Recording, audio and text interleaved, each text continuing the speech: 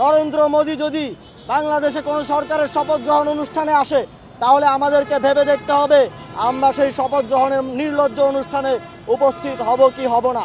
একটি দল বিগত সময়ে ভারতের হাত কাঁধে নিয়ে এই দেশে মানুষের উপর জুলুমতন্ত্র ফ্যাসিবাদ চাপিয়ে দিয়েছিল। আমরা আবারও দেখছি নির্বাচিত হওয়ার সাথে সাথেই তারা আবারও ভারতের কসাই খ্যাত নরেন্দ্র মোদীর হাত তাদের কাঁধে চায়। আমরা বাংলাদেশের জনগণ শেখ হাসিনার ফ্যাসিবাদী সরকারের সময়ও 2021 সালে মোদী বিরোধী আন্দোলনে আমাদের ভাইয়েরা জীবন দিতে চিন্তা করে নাই। মোদী যখন বাংলাদেশে আসতে চেয়েছিল, শেখ হাসিনা যখন মোদীকে এই দেশে নিয়ে এসেছে, একদিকে মোদীকে নিয়ে তারা ফুল দিয়ে বরণ করেছে, আরেকদিকে বাংলাদেশের জনগণ, বাংলাদেশের তরুণরা রক্ত দিয়ে রাজপথকে বরণ করেছে।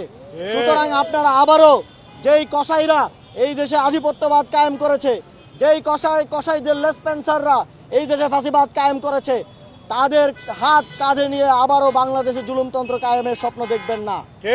আমরা জাতীয় নাগরিক পার্টির পক্ষ থেকে বলছি, আধিপত্যবাদের বিরুদ্ধে, সার্বভৌমত্বের পক্ষে আমরা এই নির্বাচনে আপনাদের থেকে ম্যান্ডেট চেয়েছি, আপনারা ম্যান্ডেট দিয়েছেন।